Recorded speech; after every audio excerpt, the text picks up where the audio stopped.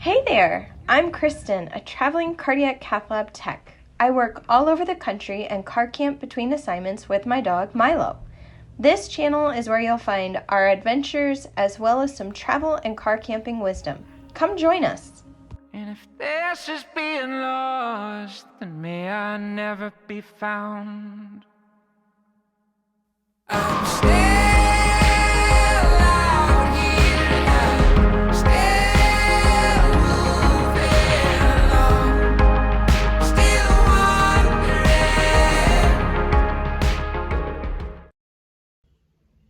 Okay. This is what happens when your contract is canceled. Contracts can be canceled at any point in the contract. From the moment you sign it until you finish the contract, they can cancel you. They can cancel you before you even get to the assignment.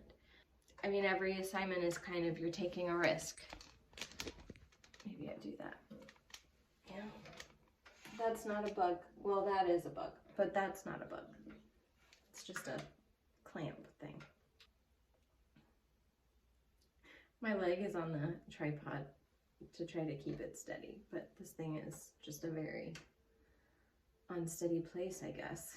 Contract cancellation is I mean, it's relatively common. I think it happens to just about everyone at some point for some reason or another. Whether it's before you start or if it's after you've started and they cancel you for really any number of reasons. So fun. And the reason that they give you is important. So pay attention when they're telling you that they're canceling your contract, and pay attention to the reason that they give you for why they're canceling your contract. Cancellation is especially common in times of COVID or crisis like COVID. And it's also when hospitals are trying to recoup their money, which they are right now. Depending on who you talk to, hospitals either made a ton of money during COVID or they lost a lot of money during COVID. And so, I mean, hospitals are always looking to make more money, right? So they'll give you lots of reasons, like the patient volume is too low for them to support paying a traveler, or they want to save money, or sometimes they'll hire you thinking that you have a certain set of skills, and when you get there, you don't. And it's not because you told them that you had this certain set of skills. It's usually because they interview so many people and they get confused about who said what, because the interview is only like 5 minutes long. They think that you have this, like, that you can work in ICU and you're not an ICU nurse. In some instances, they'll try to use you in other parts of the hospital, but sometimes they will just cancel you based on that. Sometimes they'll cancel you because of something that you do, like it can be something as simple as just a personality conflict between you and management or between you and another employee, and they just don't want to deal with the drama. There's also, if you're constantly coming in late and violating attendance policies. Travelers, we are supposed to and expected to adhere to attendance policies just as much as full-timers are. And probably the only reason that my hand is shaking now. Probably the only reason that we get away with so much as travelers, as far as like call-ins and being late to work, is because it takes at least a month to find a replacement traveler, and they don't want to wait that long. So they just keep us and deal with us and don't want us back when we leave. Okay, so this is coming after the Oregon video, A, because this is chronologically how it happened, and B, because I have had several comments from people. I mean, already, I wasn't expecting to get so many comments about things like this early in the game. I had several comments already that people were really looking forward to this contract cancellation video when they found out that it was happening in the first episode. So originally, when I changed my plan for the first episode, this was pushed kind of way down on the list, but if you guys want it now, you get it now. So here we go.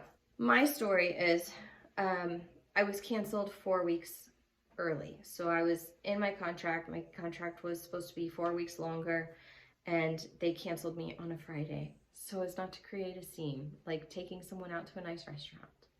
They cited low volume in the lab, and it was slow, but I really liked that. And that reason made it so that I could be paid for another 2 weeks after they let me go, which was nice. I called my recruiter right away and let her know. She was brand new to me. An incident happened with the recruiter that I had for 3 years. That will be in another video, so look for that one.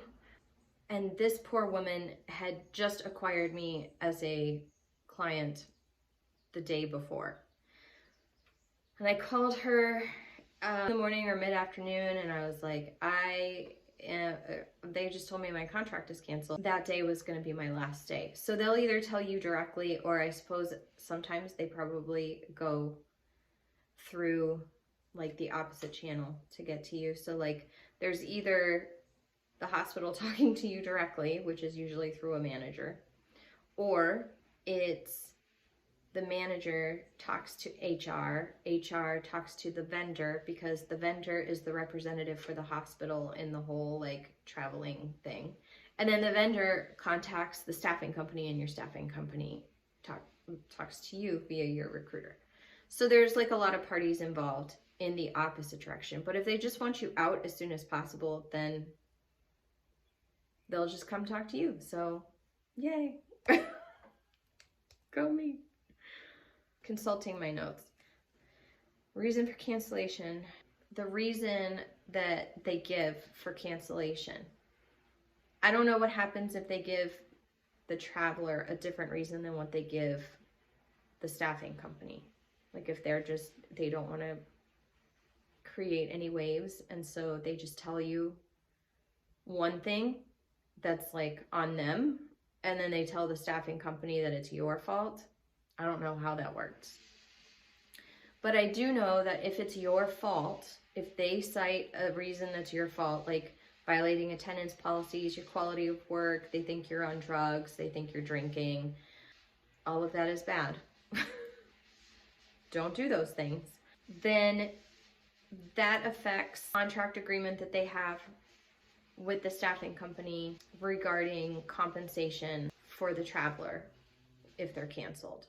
Staffing companies have a policy that if the traveler is canceled because of the hospital, low volume, we hired the wrong person because this person doesn't have the skill set that we need for this position, whatever it is on the hospital's end, you could be entitled to 2 weeks of pay, 4 weeks of pay, the rest of your contract of pay, whatever.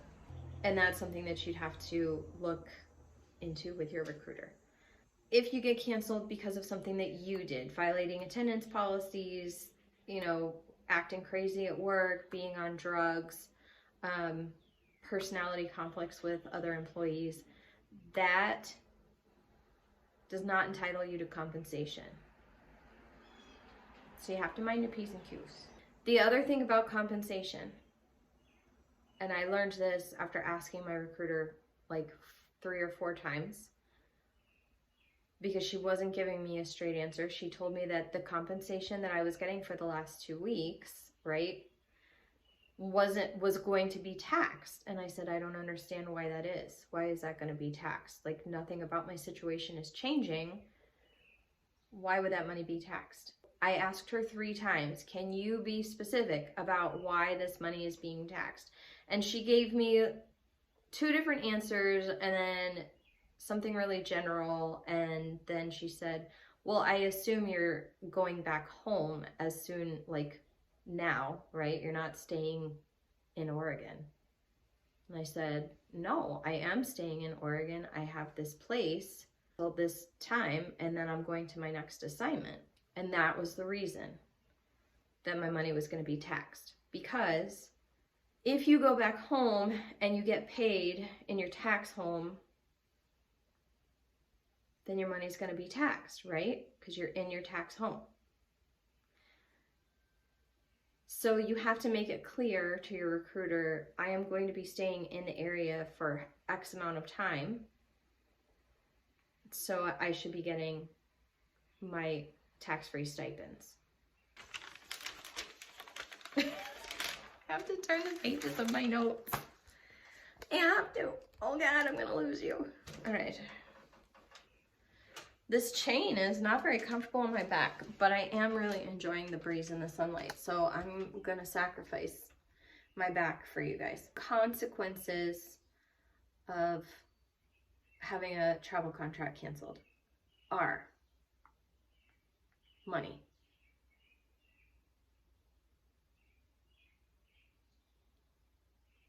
That's about it. If you are the reason that the contract was canceled, then there's probably some kind of review process. I don't know, because my contract wasn't canceled because of me. I'm really enjoying the view outside. It's so pretty. You hear those birds?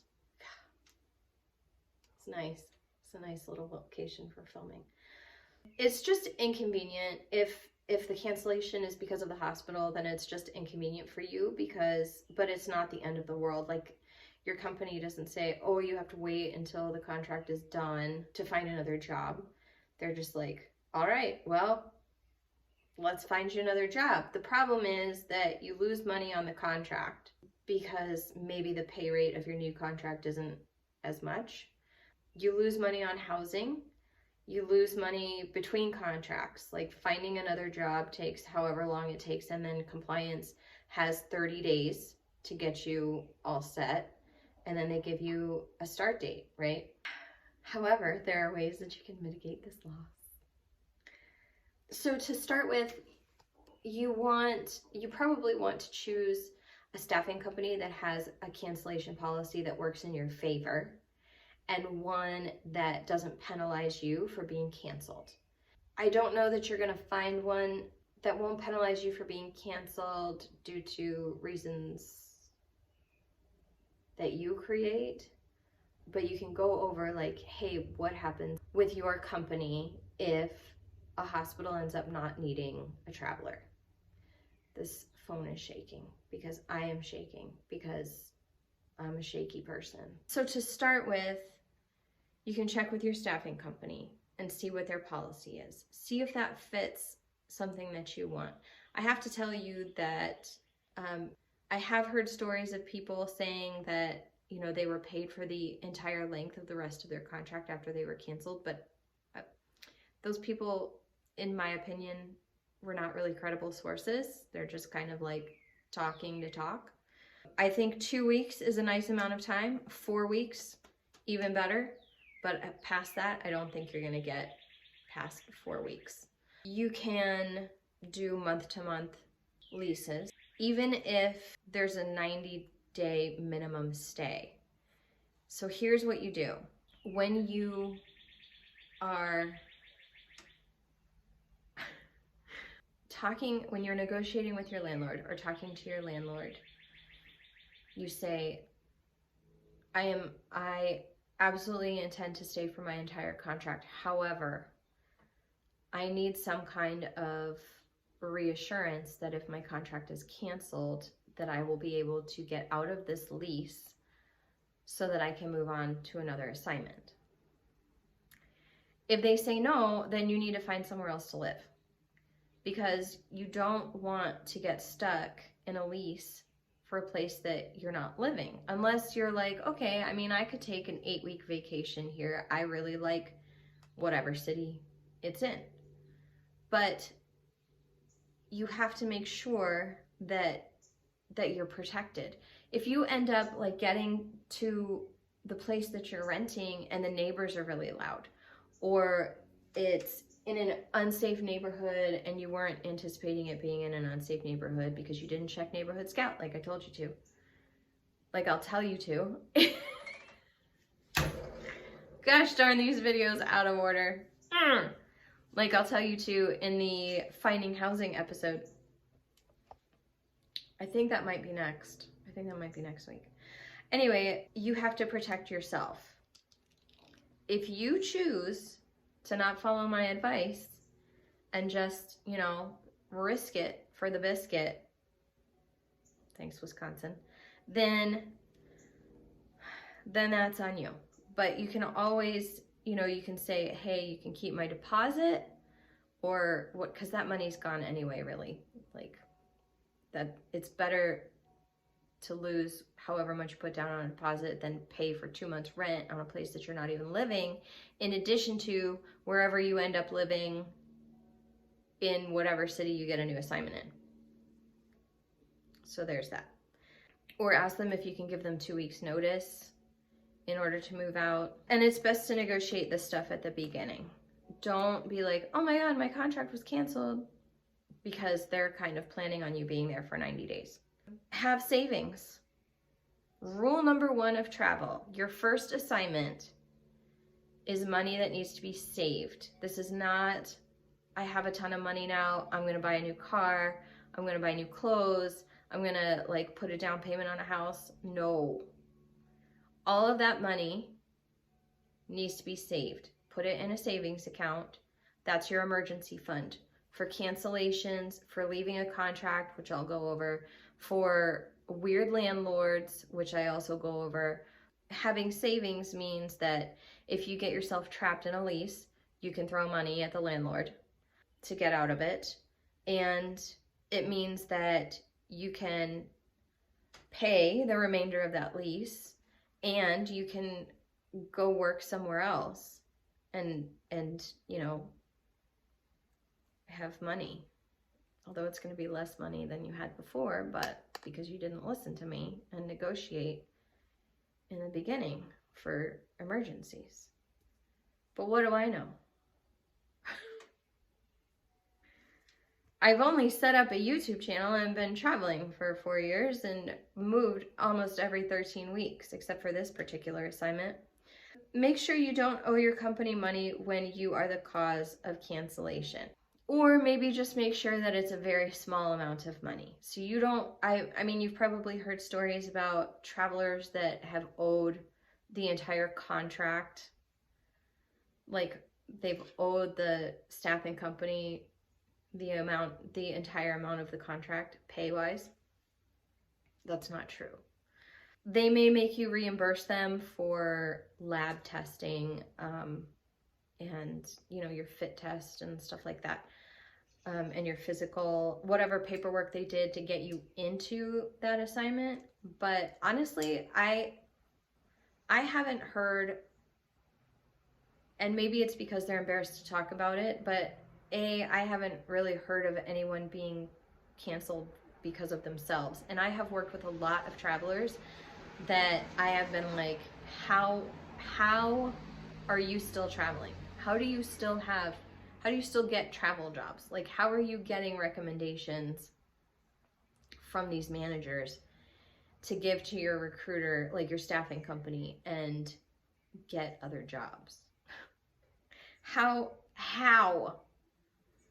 And we'll talk about that in another episode. I would just make sure, I mean, if you end up owing them money, if the contract says that you owe them anything, I'm sorry, I'm clicking my pen and that's so annoying. I think at the most, the stuff that they paid for the diagnostic testing, which is probably not the term for it, the labs, the drug test, the physical, all that stuff, sure, I can see that happening. If you choose to use your staffing company to find your housing for you, and this is something I actually don't talk about in the finding housing video because it's not finding housing, it's just letting them do it for you. You do have the option of having your staffing company find you housing. But in that case, they keep your entire housing stipend. So if they found you housing, they would be you would probably owe them money because they're not going to negotiate for a month to month. And, oh, if this gets canceled, is she going to be able to leave, or he going to be able to leave after 2 weeks or whatever, you know? So you're going to owe your staffing company money for housing in that instance. And that is perfectly within their rights to do. That's not out of the question. Okay, so there's a blog called Blue Pipes, and it's either bluepipes.org or it's bluepipes.com. And that's a travel nursing site, and it has a lot of really useful information about contracts and having them canceled. And another source that I got was health, I'm gonna put it here somewhere, but Health Carousel travelnursing.com. I think I was like falling. Health Carousel travelnursing.com. Oh, so shaky, so shaky.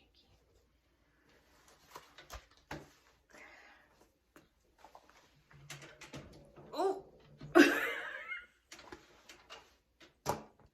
Oh, guys, stay with me. What's the matter with you? And they mention, like, if your contract gets canceled, one of the ways that you can mitigate your losses is to not have to spend more money on traveling to your next assignment by looking for an assignment that's close, like either in the city that you're in now, which may not work for people who have to be 30 minutes away from the hospital to be on call. But for the rest of you lucky ducks who can be wherever you want, finding an assignment that's within the same city, and also you just a few miles away from the one that you're in, or the one that you have found housing in. I think that's it. If your contract gets canceled, don't worry about it. It happens to everybody. Don't be afraid to talk about it. Don't put this stigma around it, you know. It's not a shameful thing. It just is what it is. It's just part of the job. And that's it. And next week, I think, is going to be finding housing. But I don't want to say that right now because I don't have my list in front of me. So I'll just put it on the thing.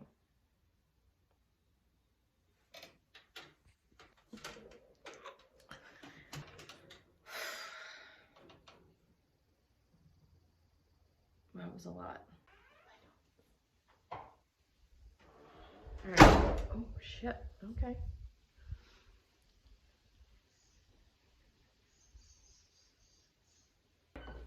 Oh, I did. The back door's been open the whole time.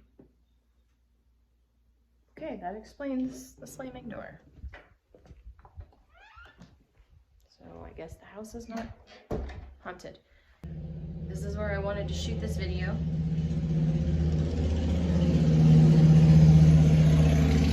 So this is where I'm doing it. Contract cancellation is somewhat common.